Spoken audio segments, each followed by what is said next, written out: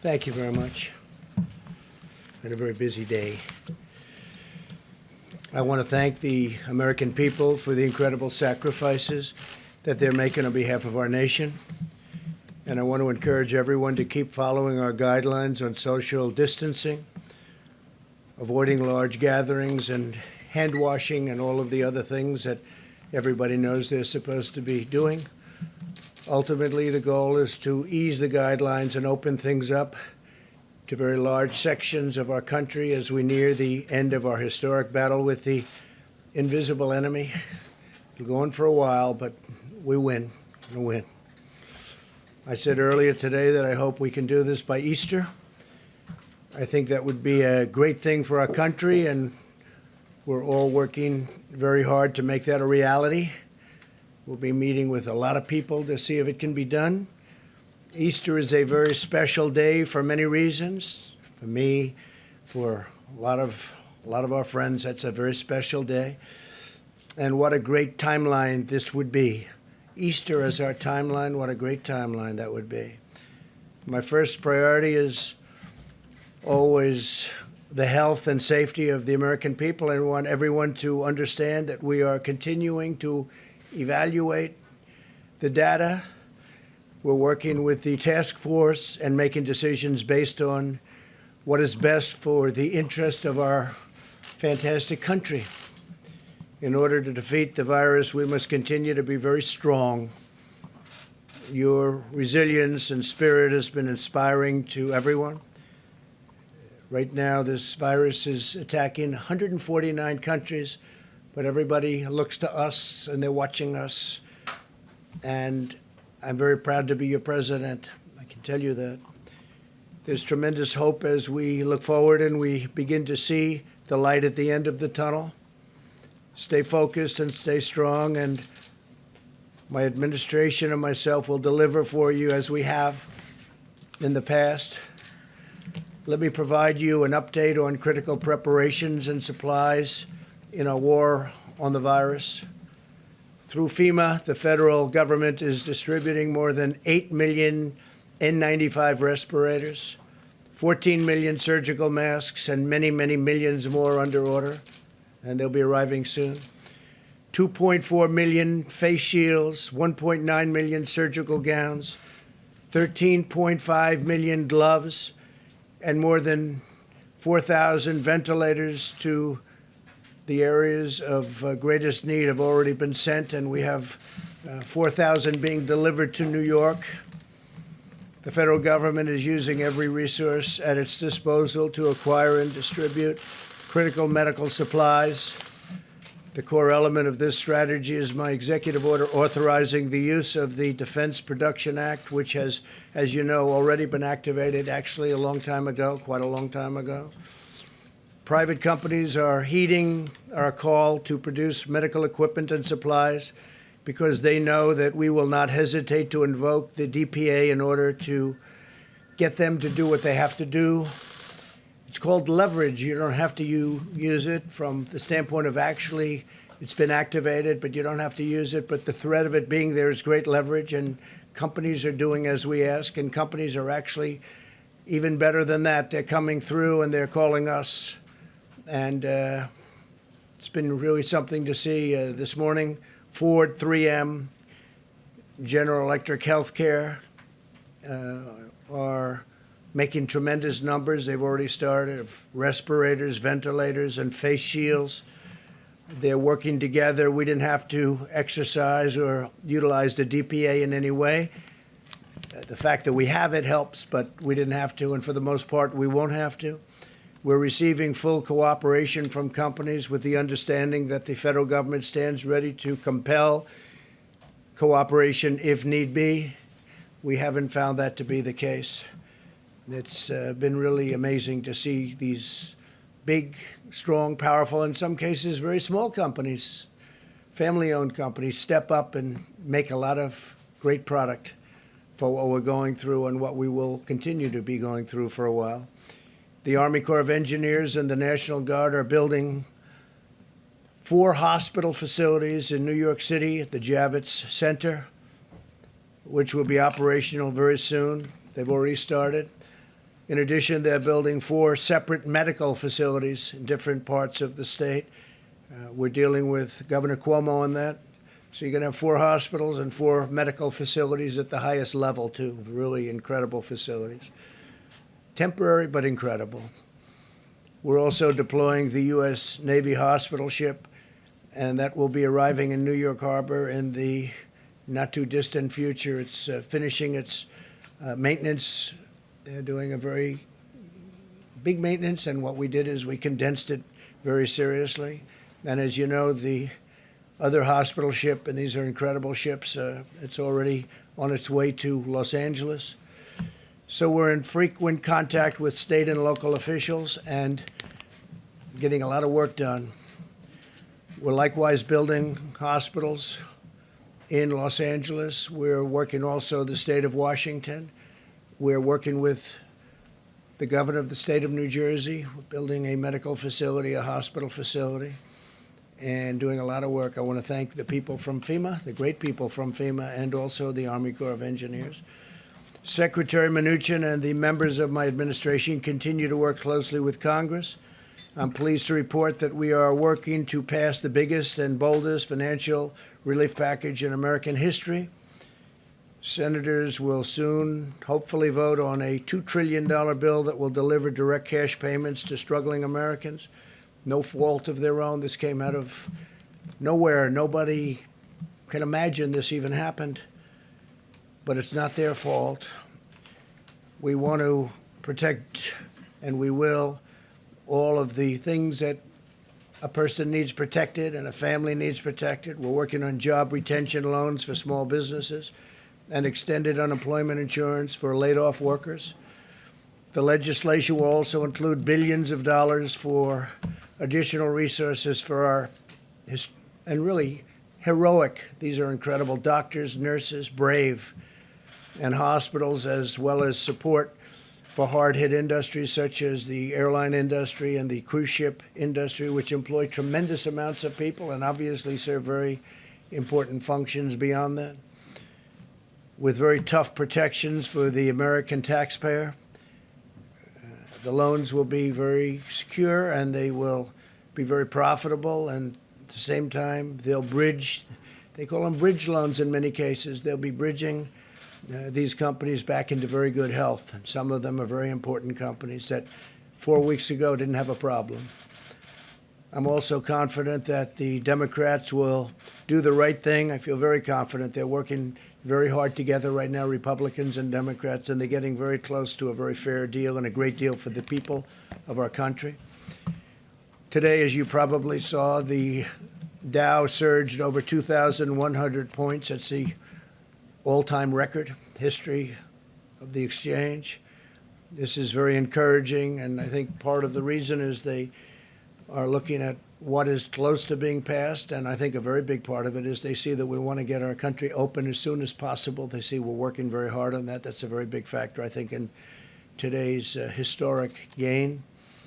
The legislation developed in the Senate is the first step to restoring confidence and stability to America's economy as we look ahead to the time when we can carefully and responsibly reopen our country for business, and we hope that's going to be very soon. I want to assure Americans that we have a team of public health experts. We've gotten to know them as well as I know them. They're great people, incredible, talented. They love our country. Also, economists and other professionals working to develop a sophisticated plan to reopen the economy as soon as the time is right. One based on the best science, the best modeling, and the best medical research there is anywhere on earth. Our great people have been, especially when it comes to our public health experts and officials, have been helping other countries, dealing with other countries, constant touch with other countries, helping them out, because many of them have never seen anything like what's happening. But our decision will be based on hard facts and data as to the opening. I'm also hopeful to have Americans working again by that Easter, that beautiful Easter day. But rest assured, every decision we make is grounded solely in the health, safety, and well-being of our citizens. This is a medical crisis. This isn't a financial crisis. but it's a thing that nobody has seen for many, many decades, nothing like this. Marshaling our economic strength is a key feature of defeating the virus, producing the materials, supplies, and equipment that we need, and they're doing a really fantastic job. We're helping the governors. We had a conference call the other day with the governors, and we allowed the press to join us on the call, and the spirit between us and the governors has been really great. We should never be reliant on a foreign country for the means of our own survival. I think we've learned a lot. We've learned a lot. This crisis has underscored just how critical it is to have strong borders and a robust manufacturing sector. For 3 years, we've embarked on a great national project to secure our immigration system and bring back our manufacturing jobs. We brought back many jobs, record numbers of jobs. And this really shows, this experience shows how important borders are. Without borders, you don't have a nation. Our goal for the future must be to have American medicine for American patients, American supplies for American hospitals, and American equipment for our great American heroes. Now both parties must unite to ensure the United States is truly an independent nation in every sense of the word. Energy independence, we've established that, and something incredible that we've established. We're energy independent, manufacturing independence, economic independence, and territorial independence enforced by strong sovereign borders. America will never be a supplicant nation. We will be a proud, prosperous, independent, and self-reliant nation. We will embrace commerce with all, but we will be dependent on none. Above all, we know that the best thing for our economy and the world right now is a very, very powerful victory over the virus. Every day, the American people are showing the unity and resolve that has always defined the character of our nation. In New York, citizens are using 3D printers to make hundreds of face shields. They're making them by the hundreds.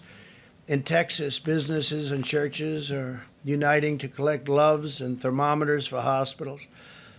In the selfless actions of our amazing citizens, we're seeing enduring strength of our magnificent nation, a spirit that can never be broken, and a victorious future that can never be denied. It never will be denied. Now what I'd like to do is perhaps ask a person who has really established herself as maybe the world's great expert on what she does. If I could ask Deborah to come forward and say a few words, and then I'll ask Tony to come up and speak, and then our Vice President, and then we'll take a few questions, and we'll do it quickly, and we'll probably see you again tomorrow. So, Deborah, please. Thank you. Thank you, Mr. President. I think those of you who heard the town hall, we are continuing to accelerate testing at a record rate. We now have 370,000 tests that have been done.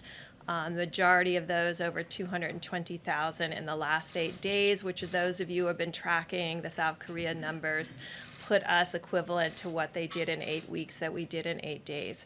This was made possible because of the HHS team working together, bringing together the strength of the FDA with the CDC and under the leadership of Secretary Azar.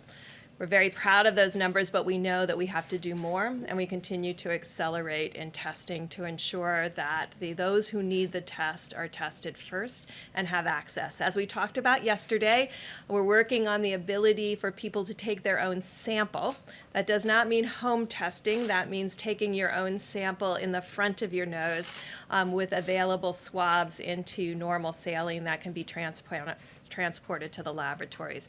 That will allow and free up all of the drive-thrus to be very sparing on PPE, because you'll be able to do that with gloves rather than the full PPE outfits. This will allow for more of that PPE to be dedicated to our hospitals. I think those of you who are tracking this epidemic closely, like I am, you will begin to see that there is encouraging results coming out of Italy. We are impressed by the decreases that are seen in mortality, the number of people succumbing to this illness, and the number of new cases. Our new cases will continue to surge because we're still working on our backlog, although we will be in touch with the laboratories after this press conference to really find out how many are still in backlog and how many were run in the last 24 hours. Until we can get into a 24-hour cycle, we're going to have disproportional number of new cases compared to the actual new cases, and we will let you know when we've reached that equilibrium. Finally, and I know Dr. Fauci will talk about this further, we remain deeply concerned about New York City and the New York metro area. About 56% of all the cases in the United States are coming out of that metro area, and 60% of all the new cases are coming out of the metro New York area, and 31% of the people succumbing to this disease. It means, because they still are at the 31% mortality compared to the other regions of the country, that we can have a huge impact if we unite together. This means, as in all places, they have to be following the presidential guidelines that were put out 8 or 9 days ago, and this will be critical. But to everyone who has left New York over the last few days, because of the rate of the number of cases, you may have been exposed before you left New York. And I think, like Governor DeSantis has put out today, everybody who was in New York should be self-quarantining for the next 14 days to ensure that the virus doesn't spread to others, no matter where they have gone, whether it's Florida, North Carolina, or out to far reaches of Long Island. We are starting to see new cases across Long Island that suggest people have left the city. So this will be very critical that those individuals do self-quarantine in their homes over these next 14 days to make sure they don't pass the virus to others based on the time that they left New York. So if they've already are 4 days out, then it's just 10 more days. So I thank you if you help get that message out to others. Dr. Fauci? Thank you very much, Mr. President. Deb. I want to just talk very briefly about 2 or 3 things. First, the issue of testing and how that has really changed the complexion of the approach that we're going to be able to take. Testing was an issue. We had many questions of testing in this room for a number of times. Now that we literally have hundreds and hundreds of thousands of testing out there, there are a few things that we can do with that. One of the things is that when we make policy about what we're going to be doing with the rest of the country, particularly those areas that are not hot spots, we need to know what the penetrance of infection is there. So we need to put a light on those dark spots that we don't know. We have to act policy-wise on data, and we're going to be getting more data, a lot more data. The other thing is that the areas of the country that are not hotspots, that are not going through the terrible ordeal that New York and California and Washington State are going through, they still have a window of significant degree of being able to contain. In other words, when you test, you find somebody, you isolate them, you get them out of circulation, and you do the contact tracing. When you have a big outbreak, it's tough to do anything but mitigation. We have an opportunity now that we have the availability of testing to do that. So you're going to be hearing more about how we can inform where we're going, particularly because we have the ability to test. The second thing is I just want to reiterate what Dr. Birx said about New York. It's a very serious situation. They've suffered terribly through no fault of their own. But what we're seeing now is that, understandably, people want to get out of New York. They're going to Florida. They're going to Long Island. They're going to different places. The idea, if you look at the statistics, it's disturbing. About 1 per 1,000 of these individuals are infected. That's about 8 to 10 times more than in other areas, which means when they go to another place, for their own safety, they've got to be careful, monitor themselves. If they get sick, bring it to the attention of a physician, get tested. Also, the idea about self-isolating for 2 weeks will be very important because we don't want that to be another seeding point to the rest of the country wherever they go. And then thirdly, just one comment about drugs and the testing of drugs. You know, you heard yesterday about drugs being out there that physicians on an off-label way can prescribe it to give people hope of something that hasn't been definitively proven to work, but that might have some hope.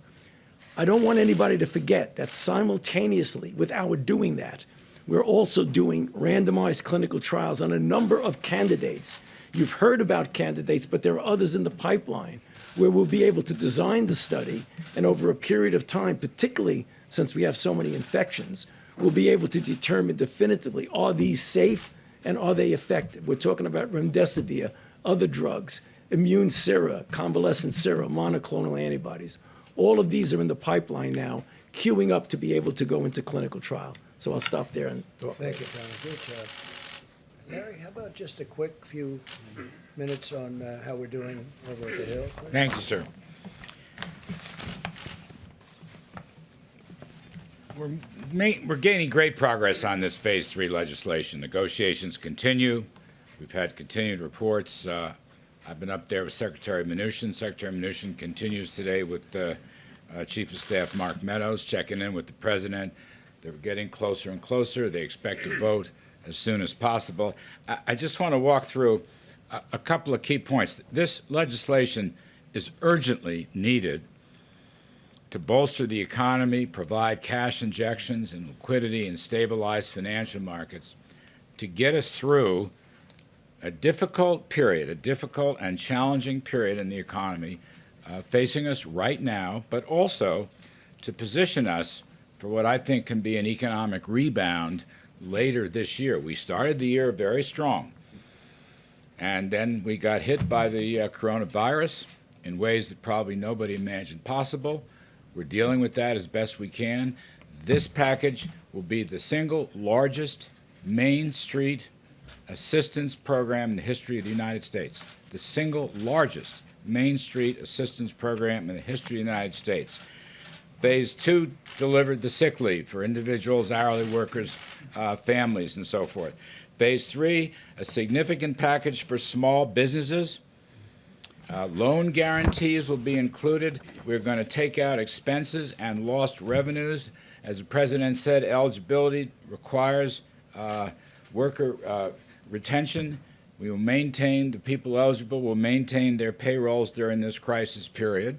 And on top of that, we will have direct deposit checks of roughly $3,000 for a family of 4, and that will bridge to enhanced, plussed-up unemployment insurance benefits that will essentially take those up to full wages. This is 1, 2, 3, 4.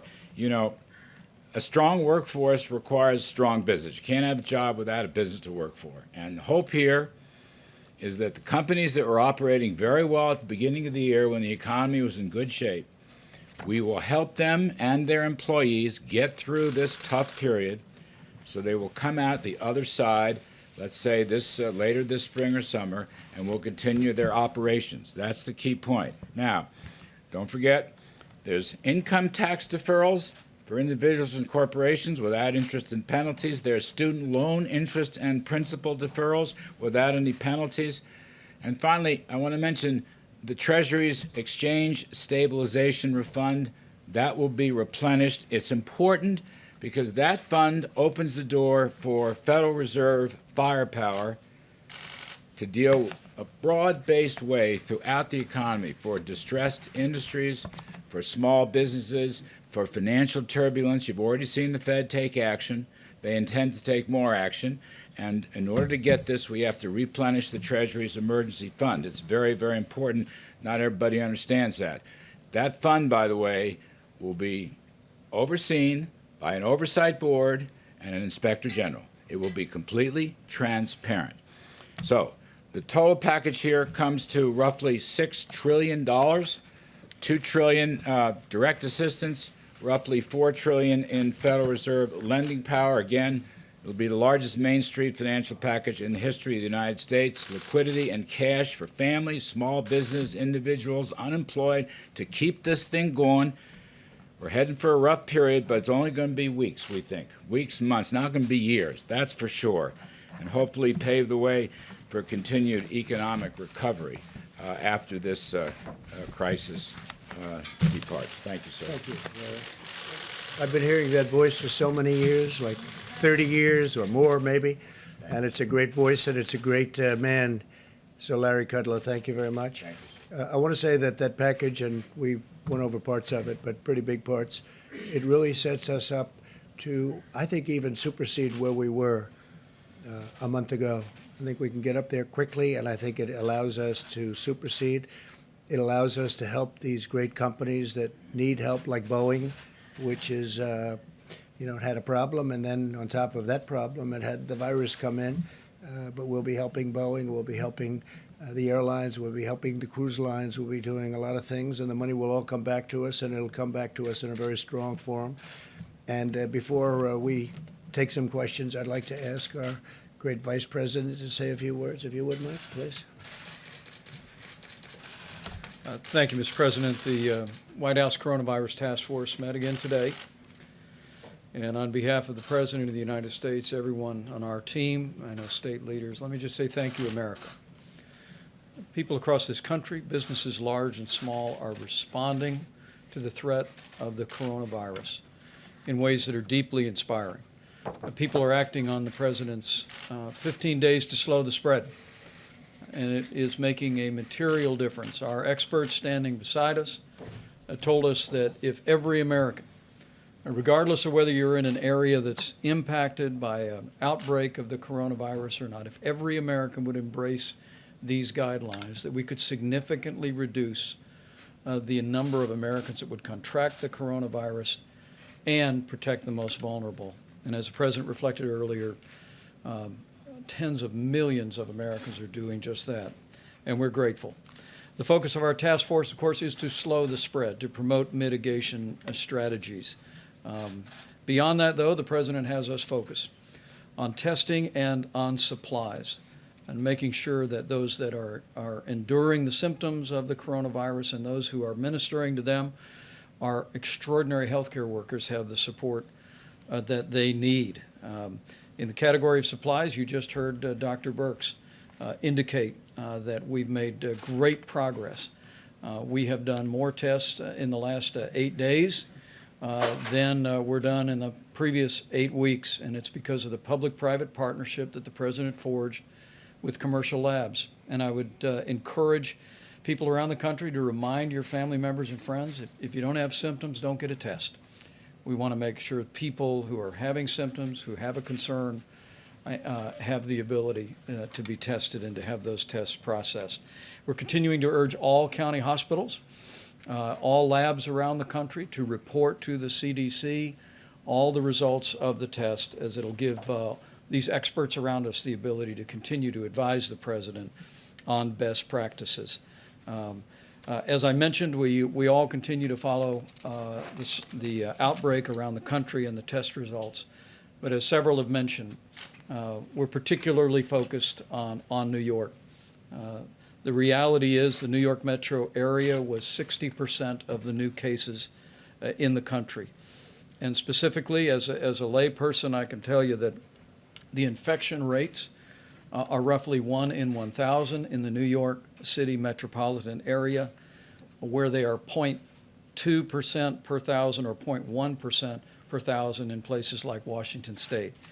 It is the reason why today the White House Coronavirus Task Force is calling on any American, first and foremost, if you're in the New York City metropolitan area or elsewhere, to take the guidelines that we issued and avoid non-essential travel.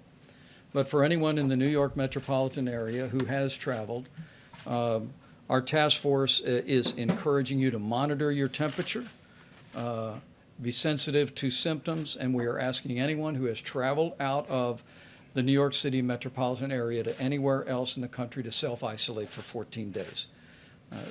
We have to deal with the New York City metropolitan area as a high-risk area. And for that reason, we're taking these steps and asking for the cooperation of the American people. Because of the spread in New York City, we will continue to surge resources. The President has described this. FEMA is coordinating with New York State for the arrival of the USS Comfort in just a matter of a few short weeks. Over the next 24 hours, more than 4,000 additional ventilators will be delivered to New York State as well.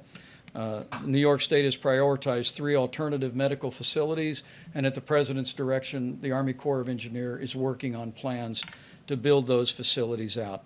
You've heard the President speak about the Javits Center, the addition of 1,000 beds, and will continue. I want the people of New York City and the greater New York City area to know that we're with you. We're going to continue to provide resources to support your state and local officials as they confront the spread of the coronavirus in that great city. On the subject of supplies, we had team meetings today at FEMA, which is working on identifying the critical personal protective equipment and ventilators. At this point, FEMA informs us today that they are distributing 7.6 million N95 respirator masks, more than 14 million surgical masks, and FEMA has already shipped 73 pallets of personal protective equipment to New York, 36 pallets of personal protective equipment to the state of Washington. We'll be meeting again tonight. As you know, the President stood FEMA's National Response Center up, and they are in the lead for the approach to the coronavirus, which is locally executed, state managed, and federally supported. And we'll continue to surge those resources and make sure that they're available. One last word, if I may. The President reflected on the response that businesses around the country have brought to this moment. It truly is extraordinary. The President did initiate the Defense Production Act last week, but as the President has reflected many times, we will use the Defense Production Act if we need it to mandate production of critical supplies. But so far, no one has said no. And in fact, we see industries stepping up. The President mentioned Ford Motor Company working with 3M and GE Health to expand production of medical supplies. We heard that McDonald's is now offering curbside delivery to truckers who are unable to use the drive-through to pick up a Big Mac. And I spoke today, and the President spoke last week with Tim Cook of Apple, and at this moment in time, Apple went to their storehouses and is donating 9 million N95 masks to healthcare facilities all across the country and to the national stockpile. There is a level of generosity that I know is inspiring to the President, and it's truly inspiring to all of us who are working on the White House Coronavirus Task Force. The President's made it clear that he hopes, in weeks, not months, to be able to open up the country. But let me make one last encouragement to every American. We will get to that day quicker if every American will put into practice the President's coronavirus guidelines for our nation. 15 days to slow the spread. If every American will do this, I have no doubt that we will slow the spread, we will protect our most vulnerable, and we will heal our land. Thank you, Mr. very President. much. Mr. President, you just reiterated that you hope to have the country reopened by Easter. You said earlier you would like to see churches packed on that day. My question is, you have 2 doctors on stage with you. Have either of them told you that's a realistic timeline? I think we're looking at a timeline. We're discussing it. We had a very good meeting today. If you add it all up, that's probably 9 days plus another 2.5 weeks. It's a period of time that's longer than the original 2 weeks. So we're going to look at it. We'll only do it if it's good, and maybe we do sections of the country. We do large sections of the country. That could be 2. But no, we're very much in touch with Tony and with Deborah on everything we're doing. Who suggested I that just day? thought it was a beautiful time. To be a beautiful time, a beautiful timeline. So that It's a wasn't great based on any day. of the data? It was based on a certain level of weeks from the time we started, and it happened to arrive. Actually, we were thinking in terms of sooner. I'd love to see it come even sooner, but I just think it would be a beautiful timeline. John? Mr. President, if you look at what we've just seen in the last day or so, you've seen the number of known coronavirus cases in the country double in just 2 days. Another 95 people have died just in the last 24 hours. New York's governor is saying this is spreading like a bullet train across the country, and the governor of Louisiana is saying that his state may not be able to handle the cases that they're facing by early April. So what are you seeing in all of this that leads you to think Yeah, that we we're could working with all reopen of by them, sure. Easter or even earlier? Sure. We're working with all of them. We can be talking about large sections of our country because there are sections of our country that you didn't talk about that are doing unbelievably well. They have very little incidence or problem, very small numbers. It's very possible that they won't be ever subject to what's happening in New York. New York is definitely a hot spot. There's no question about it. And you know what we're doing in New York to try and help. And I think we're doing an incredible job. We're going to have the hospitals up quickly, the medical centers also quickly. But we'll just have to see. We have to follow it. We have to see. We're going to look at that curve. We're going to see when it starts coming down. And we'll do the best job that can be done. John, please. Question for you, Mr. President, Dr. Fauci, if we could. Just when looking at this idea of an Easter timeline, and I don't know that's probably flexible, what are the metrics by which you will make the decision as to whether you can say, yes, we can open up this area of the country, or no, we can't open up that area? I mean, will you be looking at disease numbers? Will you be looking at possible containment, isolation? What I will you think we'll be at? looking at a lot of things. We'll also be looking again at very large portions of our country. And I will be guided very much by Dr. Fauci and by Deborah and by some of the other professionals that work with both of you. And we're going to see what will be. But that would certainly be, I think that's a goal that perhaps can happen, or at least for a very large portion of our country. Dr. Fauci, since, as the President said, you and Dr. Birx and others will be guiding him in making the decision, where are you now with this timeline of 19 days from now? So, I mean, that's really very flexible. We just had a conversation with the president in the Oval Office talking about, you know, you can look at a date, but you got to be very flexible. And on a literally day by day and week by week basis, you need to evaluate the feasibility of what you're trying to do. And John, you asked for, you know, what kind of metrics, what kind of data. When you look at the country, I mean, obviously, no one is going to want to tone down things when you see what's going on in a place like New York City. I mean, that's just, you know, good public health practice and common sense. But the country is a big country, and there are areas of the country, and I refer to this in my opening remarks, that we really need to know more about what the penetrance is there. So if we do the kind of testing what we're doing, and testing will always be associated by identification, isolation, and contact tracing, and you find after a period of time that there are areas that are very different from other areas of the country, you may not want to essentially treat it as just one force for the entire country, but look at flexibility in different areas. So I think people might get the misinterpretation, you're just going to lift everything up, and even somebody's going like that. That's not going to happen. It's going to be looking at the data. And what we don't have right now, that we really do need, is we need to know what's going on in those areas of the country where there isn't an obvious outbreak. Is there something underneath the surface that says, wait a minute, you better be careful and really clamp down? Or what looks there that you don't really have to be as harsh as you are in other areas. So it's looking at information that up to this point, John, we never had. So it's a flexible situation. Is New York becoming our war? Is New York becoming the epicenter? Well, it certainly is by far the, if you call it hot, if you call it any word you want to use, it is at a level that, I was speaking to Tony before, it's a level that no place else is close. It's very unfortunate. You know, one of the things that's happened that we've done, I think, a really good job on, I think that it's something special what's happened is, I learned from Dr. Birx a little while ago when she said, I learned it actually this afternoon, in 8 days, because we kept hearing about South Korea, and they had a very tough time at the beginning, if you remember. In 8 days, we're doing more testing than they've done in 8 weeks. That's a tremendous turn. And with our testing, it's going exponentially. It's going up, up, up every day.